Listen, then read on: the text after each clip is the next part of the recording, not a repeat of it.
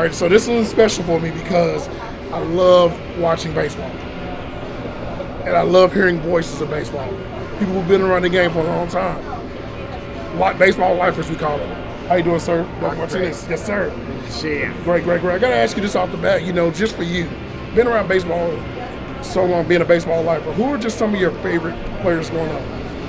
Well, without question, my favorite player growing up was Willie Mays. Okay. I saw Willie play when I was 10 years old at Seal Stadium when the Giants first came to San Francisco, and I was struck right then with baseball and with Willie Mays. He was a terrific player.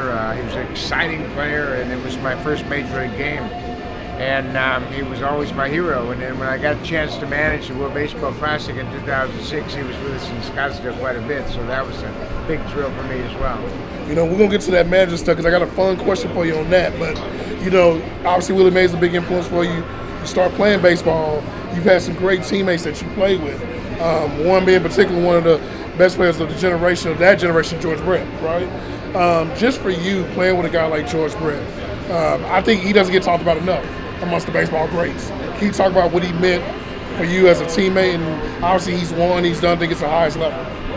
George Brett and I were roommates, and we were together a lot in the minors. We came up in Kansas City. Actually, I came up in '69. He came up a couple years later. But one of the best players that ever played the game. He played hard. He played intense. He loved to play. He played with joy. And I'll never forget the comment he made was somebody asking George, how do you want to be remembered? He said, I want to be the guy, Dad's sitting in the stands, I hit a ground ball to second baseman, gets run up by half a step, and the dad says, that's the same way he started. He finished the same way he started. I like that. So, former player turned manager. And, for me as a fan, never got anywhere close to being a major leaguer. We all got opinions on how to manage a team, what a manager should do. Can you talk about the difficulties of that? Because obviously you've done both. Yeah, it's a challenge. I think it's more challenging right now than it's ever been because of the analytical aspect of the game, where front offices have a lot to do with putting lineups together, putting rosters together, making in-game moves, pitching changes and pitch counts and everything else. I don't think it's ever been more challenging for a manager than it is right now in this game today. But they have so many outside influences, and they still have to make decisions based on what their 26 men are doing in the course of the day. And I think that gets lost. And, I admire people like Dusty Baker and Buck Showalter and Bruce Bochy, those guys that have done it so long and had so much success that they have been able to weather the transition from baseball old school to baseball analytics. And, it's still a wonderful game. It's still played by players. It's still played with heart and soul on the field. And if it were that easy, you could manufacture people in the analytics lab, and you can't do that. I love that. So you talked about you and George being roommates and stuff, coming up together in the minors and different things like that. Today's game is just so different. What I mean by that is we're seeing guys get drafted, and all of a sudden, a couple months later, maybe less than a year, they're in the majors. Can you talk about, from just your days of playing baseball, seeing the young guys now come in the league? Well, not only just come in the league, some of these guys are like flourishing. Paul Skeens, for example, has come in and just instantly made an impact. Can you talk about that, and how do you feel about the game getting relatively younger and guys having to come in and immediately make an impact? You know what? It's happened before. There have been guys Bob Horner came right to the big leagues. Dave Winfield came to the big leagues. John Olerud came to the big leagues. It's just one of those things. David Clyde pitched out of high school and came to Texas Rangers. Yeah, so there's been situations where that's happened before. I think baseball has done a good job with evaluating guys like Wyatt Langford. He comes out of Florida, he's in the big leagues, and Bruce Bochy told me this a couple of days ago. He said, we probably pushed Langford a little bit more than we should have, but he's responded well. I'm a firm believer that you never are going to learn how to play Major League Baseball in the minor leagues. You have to play Major League Baseball in the major leagues to learn it. And we're pushing these guys quickly through the minor league system, and I think it's a good thing. The game is getting back to athleticism, and athletes are all over the field now, so I think you have to allow athletes to perform and then have guys like Dusty Baker, Buck Showalter, Bruce Bochy mold them into big league players. I like that. So I do this question called Mount Rushmore. And you've been, like I said, you're a baseball lifer. but we're gonna have some fun with this one. Managers. If you did a Mount Rushmore, if you brought a young man to the Mount Rushmore of baseball, and you had to put 4 managers on that Mount Rushmore, who are your 4 managers? Bobby Cox is first. Okay. Whitey Herzog would be second. Okay. Buck Showalter would be there. Okay. Dusty Baker would be there, and Bruce Bochy would be there. So you got the Bobby the Monster. I like that. You got to do that. You got to do that. I like that. A few more questions. So obviously you're around this Toronto team. When we talk about baseball families, we got Bo, obviously Dante, Dad played, Vlad Jr. You're seeing their maturation. Can you talk about what you've seen from Vlad?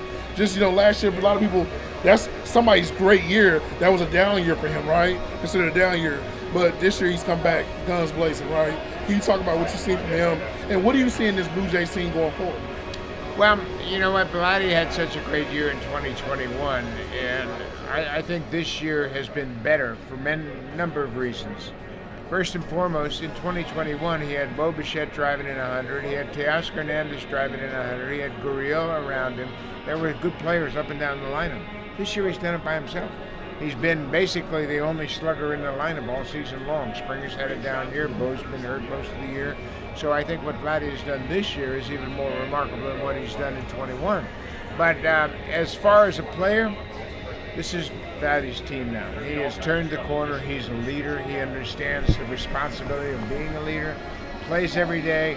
Plays with joy. Plays his heart out. And the sooner the Blue Jays sign him to extension, the happier everybody will be. I love that, man.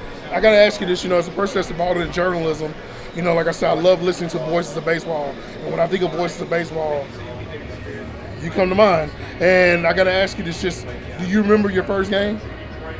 Not really. I remember my first couple of seasons, but okay. I don't remember my first game. I've been doing this since 1987, so there's a lot of games in between. But, games that have stood out for me, the Cal Ripken game when he broke Lou Gehrig's record. Chris Berman and I did that game. Jose Bautista hitting a first inning home run off of Felix Hernandez for his 50th home run in a 1-0 win. Of course, the World Series in '92 and '93 with Joe Carter and Paul Molitor and Dave Stewart and Jack Morris and Robbie Alomar, and it was an amazing run. So, I don't really remember. I know there were a lot of rough games at the start, but we were able to smooth things out, and fortunately, I've been doing it a long time. Cool. 2 more questions then. So, I got to ask you about their early '90s Blue Jays team, right? When we talk about baseball teams all the time, I can't think of too many teams that were well put together like that. The fact that you can go get a guy like David Cone to come along and join the ride later, right? Talk about John Olerud, young. He came up young, one of the better hitters of his time. Paul Molitor was on that team. You talk about Joe Carter, Roberto Alomar, one of the best second basemen of all time. Can you talk about those teams and how people seemingly forget how great they were? I think when we talk about all-time teams, you hear about the Big Red Machine, as you should. You hear about the Murderers Row, the Yankees. You hear about a lot of those teams, but you don't really hear about the Blue Jays team that I thought had an amazing run during that time. Yeah, it all started when Bobby Cox came to manage the Blue Jays in 1982. Pat Gillick was the Hall of Fame general manager, and the team got better. We won for the first time in '85, and then '86 was a great season, but a disappointing finish. '87 was a horrible finish, losing the last 7 games. But they built up to that point. Hal McRae used to tell me all the time, and he told this to several teams. He said, the White Sox, for instance, in 1977, were the White Sox and all of that.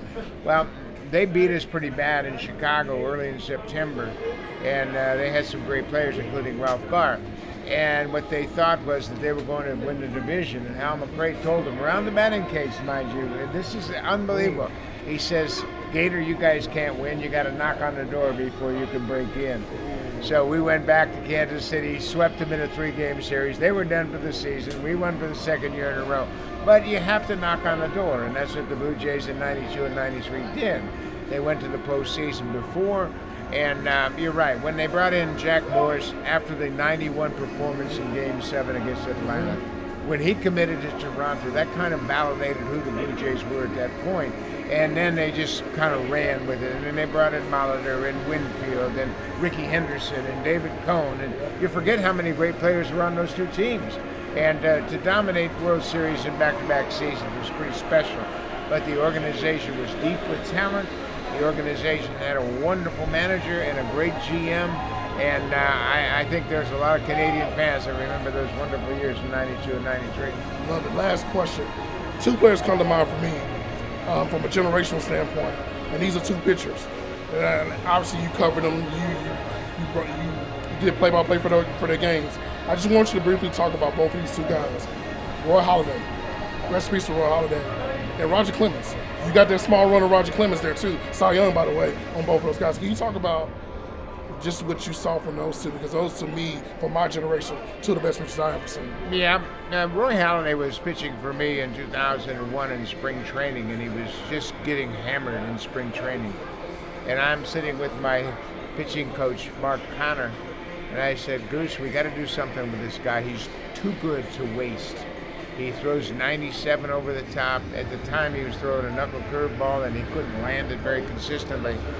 So Gord Ash was the general manager. We called him in the office in spring training. He says, Doc, we're going to send you to the minor leagues. We're going to send you down to A-ball, and you're going to start over. And we want you to pitch without any numbers, without any pressure. Just get back to throwing strikes. And what happened was, and it didn't happen in Dunedin, it happened in Double-A when we promoted him. He got with a pitching coach, and it was just an amazing transition. And the pitching coach made a move and says, Roy, I want you to throw sidearm. And that's the delivery that he got into when he finally came back. He was a high three-quarter pitcher, and he pounded the strike zone. He shelved his knuckle curveball, had a slider and a split and a fastball, and he was off and running. Pitched himself into the Hall of Fame. A legend. And then, of course, Roger Clemens. Well, Clemens came to us after Boston thought his career was over. Yeah. And he won 2 Cy Youngs in, I believe, '97 and '98. And the one thing I tell young pitchers all the time, when Roger Clemens got you to 2 strikes, you were out. If you were 6, 7, 8, 9 in the lineup, 0-2, you were out. The next pitch was a pitch of decision. And that's what Roger did so well. When he got a pitcher, when he got a hitter in a vulnerable position, he stepped on his throat. And he was terrific at that. He knew he had to save his bullets for the top of the order.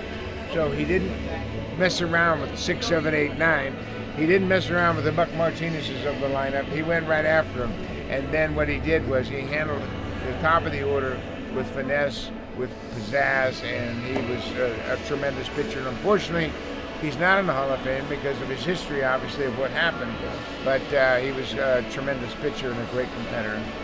Well, this is a great interview. This is a great thing for me. And people ask me all the time, my Mount Rushmore is the thing. Somebody asked me, baseball voices, you're my Mount Rushmore. I want to say that. I appreciate that. Thank you for what you've done for baseball. Continue to do for baseball as well. We're going to have to do this again, obviously, next year. You'll be back here. We may have to make a trip up north and make this happen because I got some more fun questions for you. All right. Martinez, thank you so much, sir. My pleasure. Hey, what's up, y'all? I appreciate y'all watching my content. Be sure to hit that like, subscribe button, and check out the next video. Peace.